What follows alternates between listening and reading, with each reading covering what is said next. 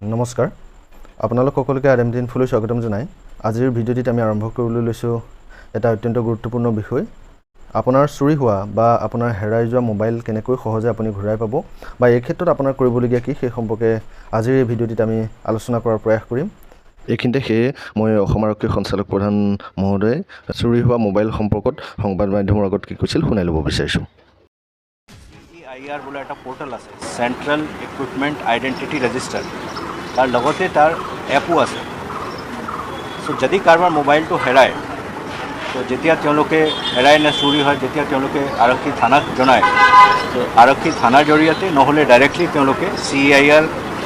web পোৰ্টেলত গৈ entry কৰি দিব পাৰে IMEI নম্বৰ আৰু তেওঁলোকৰ যেটো মোবাইল নম্বৰ তো তাত দুটা কথা হয় এক নম্বৰটো হ'ল যদি তেনেকুৱা কিবা এটা মোবাইল ৰিপোৰ্ট হয় তেতিয়া ডিপাৰ্টমেণ্ট অফ টেলিকমিউনিকেশ্যন ইমিডিয়েটলি মোবাইলটো ব্লক কৰি দিয়ে পিছত যেতিয়া তেওঁলোকে পিং পায় তেতিয়া ইমিডিয়েটলি কনসাৰ্ণ ডিষ্ট্ৰিক্টৰ পুলিচক জনাই দিয়ে যে এই মোবাইলটো আমুকত অন হৈছে তেতিয়া স্থানীয় জিলা আৰক্ষী এইটো মোবাইল ৰিকভাৰ কৰিবলৈ চেষ্টা কৰে যিখিনি মোবাইল ৰিকভাৰ হৈছে তাত কিছু ভাগ এই CIR জৰিয়তে ৰিকভাৰ হোৱা বুলি আমি ক'ব পাৰোঁ এইটো বৰ ভাল প্ৰচেষ্টা গভৰ্ণমেণ্ট অফ ইণ্ডিয়া আকৌ ৰিপিট কৰিছোঁ CEIR portal department of telecommunication তেওঁলোকৰ এপো আছে তো এইটো ৰাইজক মই নিবেদন কৰিছোঁ তেওঁলোকে এইটো ইউটিলাইজ কৰক তেখেতৰ কথাখিনি আপুনিও নিশ্চয় শুনিলে এতিয়া হওক আমি এই পোৰ্টেলত গৈ কেনেকৈ আমি অনলাইন কমপ্লেইন দিম আপুনি প্ৰথমে কি কৰিব লাগিব আপোনাৰ মোবাইল বা কম্পিউটাৰ গুগলত গৈ আপুনি ইয়াতে টাইপ কৰক CEIR এনেকৈ টাইপ কৰি পেলাই সাৰ্চ কৰি দিয়ক সাৰ্চ কৰি দিয়াৰ পিছত দেখিছে এটা এনেকৈ ওলাই গৈছে CIR মানে হৈছে সেন্ট্ৰেল ইকুইপমেন্ট আইডেন্টিটি ৰেজিষ্টাৰ ইয়াতে আপুনি এই যে ইয়াতে গলো হ'ব বা এই সেকেন্ড অপশনটো দেখিছেন ইয়াতো ডাইৰেক্ট যাব পাৰে ইয়াত ক্লিক কৰিলেও হ'ল এই অপশনটো ডাইৰেক্ট ক্লিক কৰি দিব পাৰে ইয়াতে ক্লিক কৰি দিছো মই ক্লিক কৰি দিয়াৰ লগে লগে দেখিছেনে এতিয়া আপোনাৰ এই ফৰ্মখন ওলাই গৈছে এতিয়া আপুনি প্ৰথমে কি কৰিব লাগিব ডিভাইস ইনফৰমেশন আপুনি ডিভাইস ইনফৰমেশন ইয়াতে দিব লাগিব আপোনাৰ মোবাইলটোৰ সবিশেষ এতিয়া মোবাইল নাম্বাৰ 1 প্ৰথমে আপুনি মোবাইল নাম্বাৰ 1 অপশন গৈ আপুনি মোবাইল নাম্বাৰটো দিব লাগিব এতিয়া মোবাইল নাম্বাৰ কোনটো দিব ইয়াত ক্লিক কৰাৰ লগে লগে কি ওলাইছে চাওক this mobile number should be the one which was in use with the lost or stolen phone mobile number আপুনি হেতুহে দিব যেটো আপোনাৰ হেৰাই যোৱা বা চুৰি হোৱা ফোনটোত লাগি আছিল এতিয়া কথাটো হল কি এটা চাওক OTP will be sent on this mobile number OTP send কৰিব আপোনাৰ হেতু OTP টো আপুনি ভৰাব লাগিব এটা কথাটো হল আপুনি যেটো মোবাইলটো হেৰাই গৈছে আপোনাৰ মোবাইল নাম্বাৰটো তাতে লাগি আছিল আপুনি মোবাইল নাম্বাৰটো আপুনি কেনেকৈ পাব কথাটো হল কি আপোনাৰ যেতিয়া মোবাইলটো সিমখনৰ সহ হেৰাই যাব তেতিয়া আপুনি কি কৰিব লাগিব লগালগ আপুনি সেই আগৰ নাম্বাৰটো ব্লক কৰি দি সেই একেটা নাম্বাৰ আপুনি কি কৰিব ডকুমেন্ট দি নাম্বাৰটো উলিয়াই ল'ব উলিয়াই লোৱাৰ পিছত আপুনি এতিয়া কি কৰিব সেই মোবাইল নাম্বাৰটো দি দিব ইয়াতে আপুনি ক্লিক কৰি পেলাই মোবাইল নাম্বাৰটো দি দিব প্ৰথম আৰু যদি দুখন সিম লাগিছিল তেতিয়া হলে আপুনি মোবাইল নাম্বাৰ 2 অপশনটোত গৈ পেলাই আপুনি কি কৰিব পাৰে দ্বিতীয় মোবাইল নাম্বাৰটো দি দিব পাৰে নিদিলেও কথা নাই ইয়াত ষ্টাৰ চিন দিয়া কিটাহে মেন্ডেটৰি ফিল্ড তাৰ পিছত আপুনি আহিব কি IMEI 1 যদি আপুনি হেৰাই যোৱা মোবাইলটোৰ মানে IMEI নাম্বাৰ জানে তেতিয়া হলে আপুনি IMEI নাম্বাৰটো দি দিব থাকিলে দিব না থাকিলে কথা নাই থাকিলে কি হয় তেওঁলোকৰ মানে হেতু এনকুৱাৰি কৰিবলৈ সুবিধা হয় পাৰিলে আপুনি ইয়াতে IMEI নাম্বাৰটো দি দিয়ক আৰু যদি দুখন সিম আছিল মানে দুটা সিম স্লট আছিল তেতিয়া হলে আপুনি সেকেন্ড সিমখনৰ আপোনাৰ IMEI নাম্বাৰটো আপুনি ইয়াতে দি দিব তাৰ পিছত আহিলে কি ডিভাইস ব্ৰ্যান্ড আপোনাৰ কোনটো ব্ৰ্যান্ডৰ মোবাইল স্যামসাং নে পোকো নে বা যিয়ে হওক আপোনাৰ মোবাইলৰ ব্ৰ্যান্ডটো দি দিব মই ধৰি লওক ইয়াতে দি দিছো আপোনাৰ মই ধৰি লওক ইয়াতে মই দি দিছো পোকো ঠিক আছে মই ইয়াতে পোকো সিলেক্ট কৰিছো আৰু পোকো সিলেক্ট কৰাৰ পিছত ডিভাইস মডেল কোনটো মডেলৰ হয় পোকো মই সাপোজ ইয়াতে দি দিলো M4 5G ঠিক আছে এনেকৈ মই মডেলটো নাম্বাৰটো দি দিলো তাৰ পিছত আপলোড ইনভয়েস আপোনাৰ মোবাইলটো কিনোতে যিখন আপোনাৰ এখন ৰিসিপ্ট দিছিল নহয় ইনভয়েস সেই ইনভয়েসখন আপুনি ইয়াতে চুজ ফাইলত গৈ পেলাই আপুনি কি কৰিব আপলোড কৰি দিব গম পাইছেনে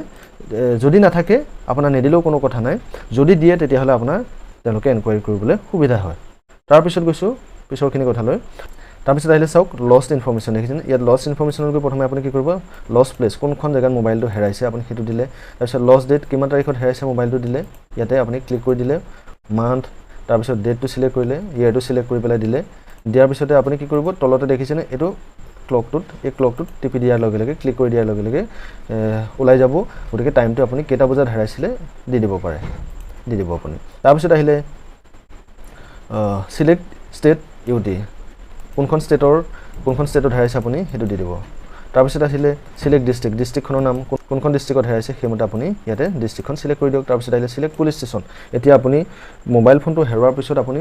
কোনখন পুলিচ থানাত গৈ পেলাই আপুনি জনাইছে সেই পুলিচ ষ্টেচনখন আপুনি সিলেক্ট কৰি দিয়ক যিখিনি জেগাত মোবাইলটো হেৰাইছে সেইটো এৰিয়াৰ যিখন মানে পুলিচ থানা আছে সেইটো এৰিয়াৰ যিখন পুলিচ থানা আছে পুলিচ থানাখন ইয়াতে আপুনি সিলেক্ট কৰি দিব তাৰপিছত আহিলে পুলিচ কমপ্লেইন নাম্বাৰ এতিয়া আপুনি পুলিচ কমপ্লেইন নাম্বাৰটো ইয়াতে ভৰাই দিব লাগিব পুলিচ কমপ্লেইন মানে মই ক'ব বিচাৰোঁ আপোনালোকক যেহেতু আপোনালোকে মোবাইলটো যে হেৰাইছে পুলিচ থানাত এখন আপুনি কি দিব লাগিব ইনফৰমেশ্যন আপুনি ৰিটেন মোডত দিব লাগিব তেওঁলোকক দিয়াৰ পিছত তেওঁলোকে কি কৰিব তাতে এটা ৰিচিপ্ট কপি দিব আপোনাক এটা কি তাতে কমপ্লেইন নাম্বাৰ তেওঁলোকে দিব প্ৰদান কৰিব সেই কমপ্লেইন নাম্বাৰটো আপুনি কি কৰিব লাগিব ইয়াতে এণ্টাৰ কৰি দিব এণ্টাৰ কৰি দিয়াৰ পিছত আপোনালোকে যিখন এখন ৰিচিপ্ট কপি লৈ আনিব ন আপুনি তাতে যে ইনফৰমেশ্যনটো দিছে পুলিচক সেই ইনফৰমেশ্যন কপিখনৰ এটা কপি আপুনি কি কৰিব লাগিব ৰিচিপ্ট কপি এটা আপুনি ইয়াতে চুজ ফাইলত গৈ আপুনি কি কৰিব আপলোড কৰি দিব এনেকৈ গৈ পেলাই তাৰপিছত পিছৰখিনি লৈ আহিছোঁ তাৰপিছত মোবাইল অ'নাৰ পাৰ্চনেল ইনফৰমেশ্যন মোবাইলৰ গৰাকীৰ ব্যক্তিগত তথ্যবিলাক আপুনি দি দিয়ক ইয়াতে অ'নাৰ নেম যিজন মালিকৰ হেৰাইছে যাৰ হেৰাইছে মোবাইলটো তেওঁৰ নামটো দি দিয়ক তাৰপিছত সেইমতে এড্ৰেছটো দি দিব ইয়াতে তাৰপিছত আহিলে আইডেণ্টিটি যিটো হয় Aadhaar card PAN card voter ID driving licence যি আছে আপুনি ইয়াতে সিলেক্ট কৰক সিলেক্ট কৰি পেলাই কি কৰক এই আপলোড আইডেণ্টিটিত গৈ পেলাই যদি আধাৰ কাৰ্ড সিলেক্ট কৰিছে আধাৰ কাৰ্ডখন ইয়াতে আপলোড কৰি দিয়ক তাৰপিছত আহিলে আইডেণ্টিটি নাম্বাৰ আধাৰ কাৰ্ডৰ নাম্বাৰটো ইয়াতে দি দিব যদি আধাৰ কাৰ্ড দিছে আধাৰ কাৰ্ডৰ নাম্বাৰটো যদি পেন কাৰ্ড দিছে পেন কাৰ্ডৰ নাম্বাৰ যদি ভোটাৰ আইডি কাৰ্ড দিছে ভোটাৰ আইডি কাৰ্ডৰ নাম্বাৰ তাৰপিছত ইমেইল আইডিটো দি দিব থাকিলে নাথাকিলেও কোনো কথা নাই তাৰপিছত কি কৰিব কেপচাটো ইয়াতে এই যে কেপচাটো দেখিছে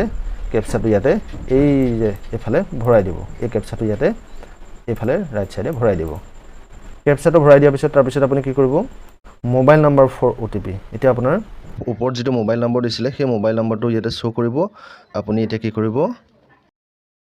গেট OTPত আপুনি ক্লিক কৰি দিয়ক আপুনি OTPটো আহিব OTPটো অহাৰ পিছত আপুনি OTPটো দি ভেৰিফাই কৰিব তাৰপিছত ডিক্লেৰেশ্যন টিক বক্সত দিব টিক বক্সত দিয়াৰ পিছত দি ক্লিক কৰাৰ পিছত আপুনি ছাবমিট অপশ্যন ক্লিক কৰি দিব ছাবমিট অপশ্যনত ক্লিক কৰাৰ পিছত আপোনাৰ এইটো কমপ্লেইনটো ছাবমিট হৈ যাব ছাবমিট হৈ যোৱাৰ পিছত আপুনি তাতে এটা এপ্লিকেশ্যন একনলেজমেণ্ট নাম্বাৰ পাব সেই এপ্লিকেশ্যন একনলেজমেণ্ট নাম্বাৰটো আপুনি ফটো মাৰি ৰাখিব পাৰে নতুবা ছেভ কৰি ৰাখিব পাৰে নতুবা আপুনি লিখি ৰাখিব পাৰে যেনেকৈ নহওক আপোনাৰ সুবিধামতে ৰাখিব পৰৱৰ্তী সময়ত আপুনি তাৰ ষ্টেটাছ চেক কৰি চাব পাৰিব আৰু এইখিনি আছিলে এইখিনি কৰিলে আপুনি আপোনাৰ হেৰাই যোৱা মোবাইলটো খুব সোনকালে ঘূৰাই পাব গতিকে আজিৰ ভিডিঅ'টিত আমাৰ এইখিনি কথা আলোচনা কৰিবলগীয়া আছিলে পৰৱৰ্তী সময়ত আমি এনেকুৱা ধৰণৰ নতুন নতুন ভিডিঅ' আপোনালোকৰ মাজলৈ লৈ আনিবলৈ চেষ্টা কৰিম যদি চেনেলটো এতিয়াও ছাবস্ক্ৰাইব কৰা নাই তেনেহ'লে কাইণ্ডলি চেনেলটো ছাবস্ক্ৰাইব কৰি ল'ব লাইক কৰিব কমেণ্ট কৰিব আৰু ফ্ৰেণ্ডৰ মাজত শ্বেয়াৰ কৰি দিব লগ পাম পৰৱৰ্তী ভিডিঅ'ত ধন্যবাদ